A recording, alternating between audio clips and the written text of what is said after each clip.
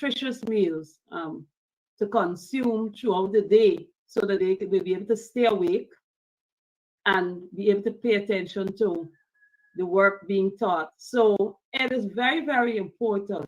And this morning, I'm saying to parents, even as we prepare to send our kids back to school, let us ensure we make every effort to have them with healthy meals, healthy snacks.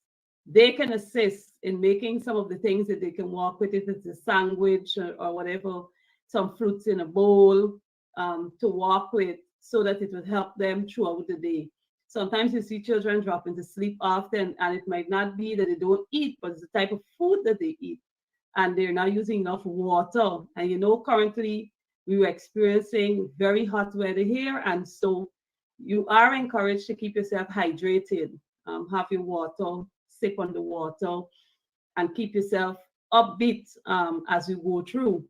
And so this morning, parents, even as we prepare to send our kids back to school, let us remember that a healthy diet is absolutely critical in helping them to do what they have to do in the classroom.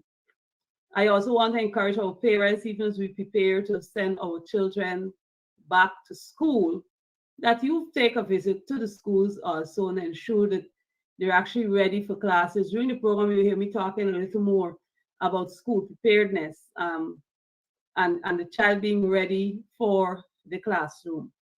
So that's a good way for us to start our day, to focus on our diet. This morning, we want to send out birthday greetings to two cricketers.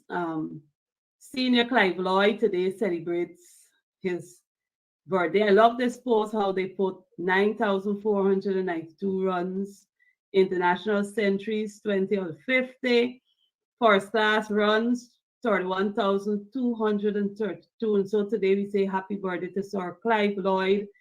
As he celebrates his birthday, we pray God's blessings upon his life. And we're really thankful that he has been a tremendous inspiration to many around the world. This morning, we also want to say a happy birthday. I saw this from Tuckburg Park Cricket Club, saying out birthday greetings to Shamar Joseph. He's celebrating his birthday today too.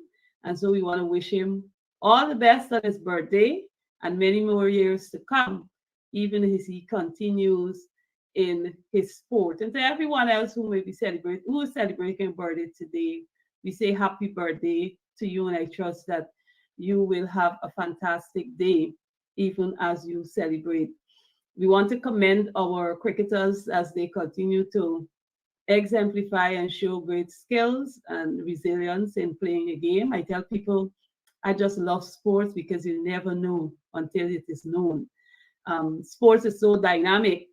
You can start out with the best of intention, the best training and everything, but on the day of the actual sport, the game that you have to play, there's so many factors that can influence your performances. And so when I go through social media sometimes and I see the comments being made by persons, I smile, because you could know some of the comments tell you that they have no idea what it is to be on a field, to participate and everything. Everyone set out to win any championship they go to, any party sport they're participating in. They set out to win, but there are many conditions that can change the dynamics of the day. And so we must commend our sportsmen and women that they continue to exemplify and show great skills and talent in whatever sports they continue to play. So we have the cricket ongoing, CPL cricket. And so I'm quite sure a lot of persons are following and paying attention to the matches as we go through the game. And that is very, very entertaining that we can be seeing our cricketers performing. We have our footballs, we have the footballers, we have those persons who are into track and field, cycling and all of that. You know, I'm really happy when I see our cyclists are out there doing their cycling championships. Sometimes I'm scared because of our roadways, but you see them riding through. Yes, you have the police there, but you know sometimes how the drivers operate. And on that note, you know, I want to caution our drivers that are using the roadways every single day we get up, you find that there's some accident. Somebody lost their life, some vehicles parked up somewhere. And the question is, what really is going on with our drivers on the roadway?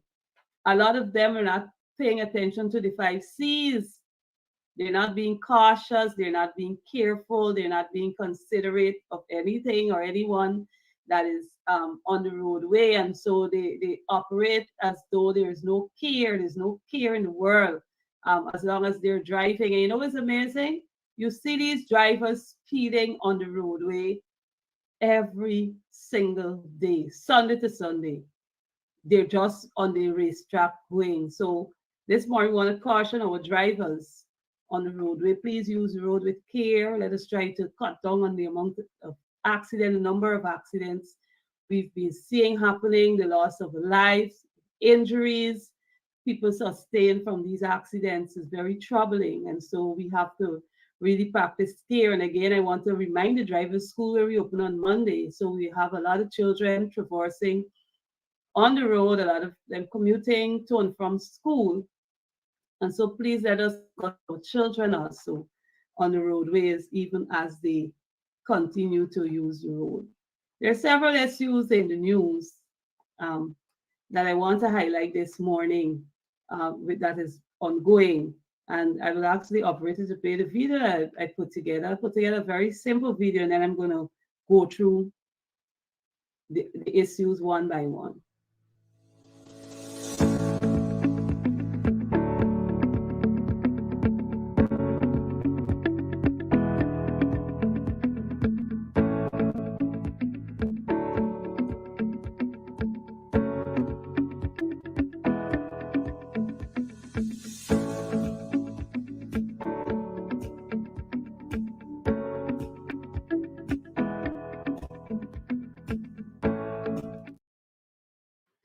So could I ask the operator to give us a repeat of that video?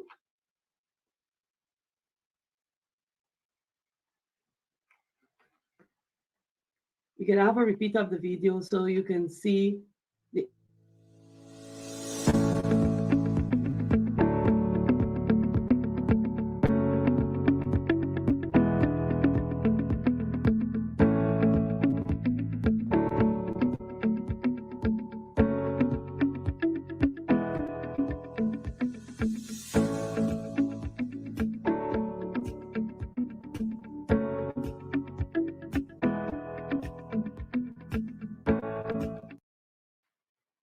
and there you have it. A number of issues. The first, we have Priya writing up about the cash grants that parents were given since in July, before school closes. And she's saying the person should not be, parents don't have to be in the shops shopping and picking up school stuff. But I have news for her to remind her that there are many parents, many children who are, the parents are now trying to get things for them to go to school, even in the last minute. And whether they got a cash grant or not, they're affected. Cost of living is very high. So you gave money out in July, very good. And the parents have to provide for the children during the 2 months holiday. And I'm quite sure many parents would have used the money for that purpose to feed the children, do other things. So now school is opening, yes, and many of them may not even have the finances available to provide for the children. So I see that, all the jumping around to tell people that they don't have to, the parents don't have to run to the shops because each child got a 45,000 in July, and so parents took their time to make wise choices.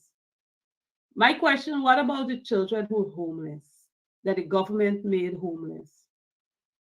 We still have the 20 children from Caneview homeless. We still have many of the children from Hillfoot. They're homeless. They just live under a little shack. Many of the children at Sarah Johanna, they're homeless. They're out there, but you would have given their parents a 45,000 expect that they will have enough for those children to return to school. Many of those children, I can tell you, are not prepared for school. The parents are not even sure if some of them going back to school. So what exactly is the Ministry of Education and the government doing about the children who are homeless? And the parents are not sure about sending them back to school. What about the children at Cerro Jano, where they're living under the tarpaulin, rainfall getting wet? They still don't know where their next meal is coming from. They're just there. And the question is, how will these children return to the classroom? Or when will these set children, the homeless children that the PPP government have out there, return to the classroom? In the case of Sarah Joanna, those people paid Ministry of Housing since they go into government since 2021 to be allocated a house lot so that they can construct a home for their children and the family to be comfortable. Those people are still waiting patiently and being harassed daily by Uncle Muslim Man and his crew that wants the land they're on. Those people are not responsible, those children are not responsible for the state in which they're living. And so this morning, while I'm going to call on the government to go and engage those people and ensure that the children who are homeless, because of the acts of injustices that were done to them, they're homeless, that the government go and engage with those people to ensure that those children return to the classroom. Remember, some of the people in Sierra Leone cried bitterly that the cash grant that they received was stolen by the masked men that went into the area to demolish the place. So they didn't get to buy anything for the school children. So they're wondering how or when their children will get to go to school. And for some of the parents, it's difficult to even think if the child will go to school because they have to leave their little belongings out to the mercies of the weather, out to the mercies of those who would want to take it. And then they might send out the children. When they come back, they have nothing. So there are some dire situations existing. I saw someone put a post during the week saying that at least 1 in every 10 child is starving in poverty, hungry in Guyana. And I think that number is very high because being in the education system, I think it is extremely high. So we call on the Minister of Education to ensure that the homeless children are back in the classroom too. Remember, they didn't go homeless by themselves, but actions taken is what caused them to be homeless, caused the parents to be in poverty and unable to adequately provide for those children. Secondly, I see it, the minister said to facilitate continuing works or drying paint, which has a small number of schools will have a delayed opening and they're apologizing. And so they've listed a number of schools that will not be opening. And I can tell you from my observation, this list I've seen here really don't have much schools for Georgetown. But I can tell you when you walk around Georgetown, many of the schools are under construction. Doors to put on. My school I went to the other day, all the doors off. Up. People painting now and all of that, the school opening on Monday. And I don't see it here. So I'm saying to parents, once the child is going back to school, ensure that you give them stuff to wipe the benches because some of the schools are still being painted. There's still sign going on, woodwork, fence being constructed, builders' waste all over the place, drains not clean, some of the toilets still not fixed. And I'm telling you, I'm in Georgetown, so when I walk in Georgetown, I observe a lot of schools are not prepared to open on Monday. Children will go back to some of those schools and they can come home, and parents, if the child come home with paint on the uniform, please don't beat them. If they come home with a uniform torn, please don't beat them because the environment is not fully prepared in many of the schools for the children to return.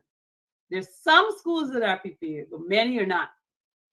And so when I look at the list that was published, I smile because I want to know what's happening with the schools. Some of these schools in Georgia, why are they not on the published list to say that the children will go to school the next week? Works are still ongoing. And so you have to pay attention to that. If you know your child is asthmatic, you know your child got conditions they cannot deal with the dust, the paint, you all go and check yourself to ensure they don't put your child's life at risk. And that is my advice to you this morning. Also, I note the touting going around about textbooks. Not every child will get textbooks. Yes, every child will get a textbook. But I can tell you not every textbook is legitimate because from my observation, there are textbooks where pages were pulled out from one content from one book, another book, and so they combine and publish in one book to say that's published by the Ministry of Education or whoever is publishing it. So parents, you have to pay attention to the books when they come home, check it, make sure that you have accurate, well, information looks logical, because you wouldn't know exactly what you're looking for, but pay attention to the textbooks that our children are getting. So as an educator, I will be paying attention to the materials given to my students to see if it is up to date, if it's accurate, if it's workable. So you have your textbooks coming, but you still have to pay attention. I also want to encourage the parents that the children must take care of their resources, their textbooks, exercise books, and all of that when they go to school, because it is important that you practice them, teach them to understand the importance of care when it comes to their materials, and for them to be successful in school and so forth, they must take responsibility for these materials that we have. You know, many times you hear a lot being said in the public, a whole lot.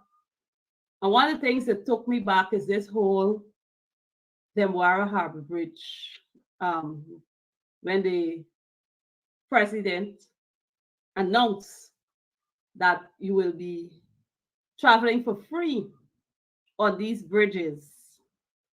And I smiled. Why we don't get the freeness now? And then one guy needs to ask that question. Why not now? Why do we have to wait until it is complete? They're saying it will be toll free. And the same will go for Burby's Bridge, where people have to spend how much money to cross that bridge, and the Wismo Bridge. You know, I sat down and I ponder on this big announcement. And I recall just earlier this year where we were asked about these tokens, electronic tokens to use for the bridge. And I was wondering, where does this fit into the picture? But I say it again, please do not be fooled. Pay attention. Remember when the Burby's Bridge was coming into focus? It was when it was being constructed in 2007.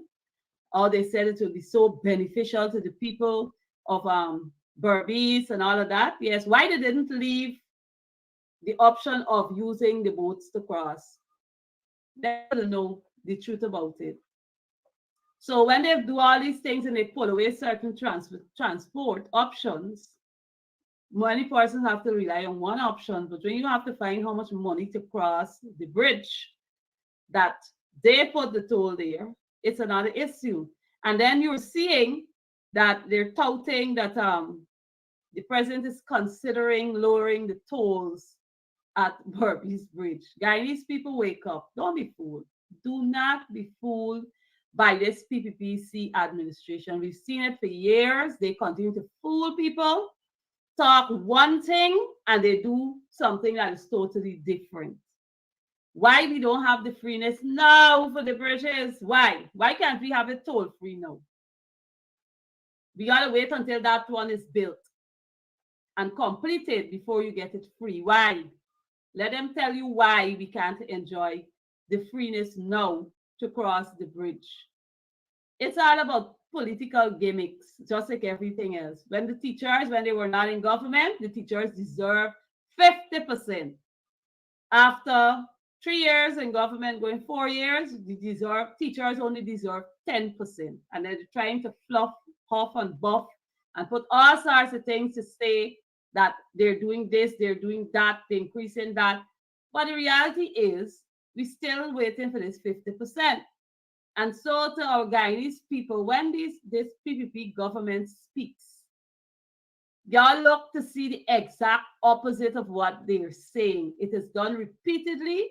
You hear them talk up, and when you go out and you examine it, it's the opposite. So when the Barbies Bridge was supposed to help the Barbicians get to move, it cost them more money to cross the bridge, and added to costing them more money. The ferry service is stopped.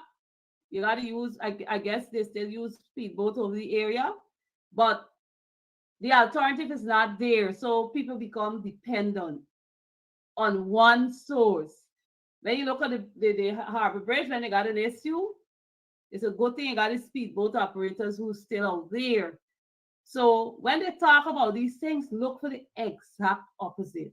And I would like to know, why is it that Guyanese people cannot have at this stage the free crossing? Why we gotta wait until the bridge is finished? And it's not free, because when you think about the stress that the people in Petersall are going through because of that bridge, the construction of that bridge. Under the coalition, the bridge was not supposed to be there.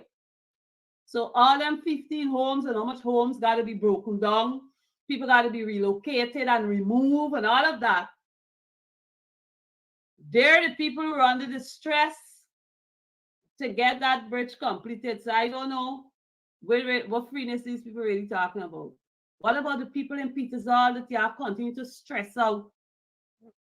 You got in court, they got to go to court, they got all kinds of things because you want to complete this bridge so that Guyanese people could drive for free. Give us the freeness now. Guyanese people love to have the opportunity to travel over the Barbies Bridge for free. They would love to have to travel over the Demara Bridge for free, and even the Wisma Bridge for free. At this stage, we want to wait until we get a new bridge to cross over. So these are things that we must pay attention to. Anything that the PPPC government say, look for the exact opposite. Y'all remember when they came in and they removed programs that were benefiting the Guyanese people? The public service had the college that the young people would go to and be trained professionally, just closed. Everything that was there to help our people develop was closed. And so we have these things that they're manufacturing, by the way, to say that they care. What you find with the government is that they create situations so that they think they could look good after. So people have to pay attention to these things that are being touted and peddled around. We also take notice, and the party will have put out a statement on the attacks of Paul Slow that is currently ongoing, and they're taking before the court and all these things. But you check, only yesterday I was talking with a comrade out in the interior location. I was speaking about the victimization of people who are not in favor of the PPPC government and their practices. You imagine these people putting together lists that they're sharing out grants, and then they're taking off people's names off of the list when they recognize that the people doesn't actually support them. So freedom of choice doesn't exist here, and we all cannot benefit from the patrimony of the state. We have to really work tirelessly to ensure that we all benefit. We cannot sit and be quiet. Democracy is dead in Guyana under the PPPC government. Every area they go to. Only yesterday, someone was pointing out, even to the janitor's duties is under threat because the foreigners come in and get them, because they pay them less money, they don't have work permits, and they're working they're working here, cleaning, they're doing this here. You go to the store, something you wonder if you're in Guyana, because you hardly find local businesses functioning because of what is happening. And so you have to be on the move. You have to be paying attention all the time to these very issues that continue. I want to say to the Guyanese people, the coalition will be back. And all Guyanese will benefit from this, the resources of this state. All Guyanese will benefit from the resources of the state. Our teachers will be well paid. Our public servants will be well paid. You've seen it under the coalition government. And that will happen when we return to government. So we have to be wise. We have to be prepared to go out and vote and make our voices count on these many issues that continues to affect us. I've been doing some work, so you'll see me posting some specific videos on my page to highlight a few things that I believe we need to be reminded of ever so often. Do not be fooled by this administration and the things they jump out to say. Do not be fooled. The exact opposite is what they do.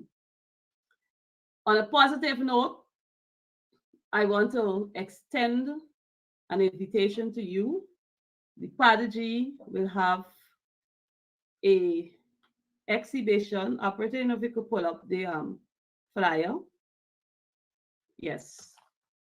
Prodigy talks the 1763 revolution, celebrating our heroes.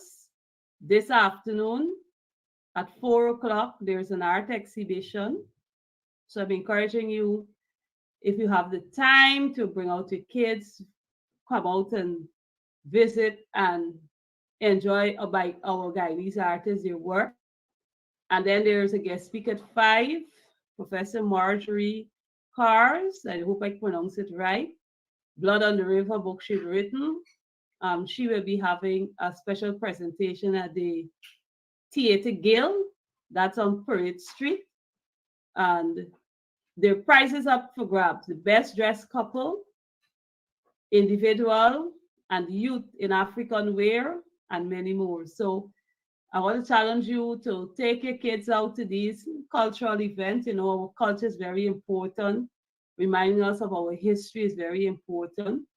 And let them view the exhibits, let them listen, an opportunity to be educated. And most importantly, it's fun. It's edutainment. So you can find a nice African wear and turn up there, and you never know, you might get the best dress outfit. So I look forward to seeing you at this event this afternoon as we go to be educated. I want to say a special thank you for all those who have reached out to me, expressing condolences for the loss of my cousin. I can tell it's very hard, but God is in charge. Thank you so much for your love, your prayers, and your support. Thank you for your constant logging into the program. And I do look forward to seeing you next Saturday. In closing, I repeat the quote, your diet is a bank account. Good food choices are good investments. So do enjoy and do invest in a good diet. God bless you and thank you so much.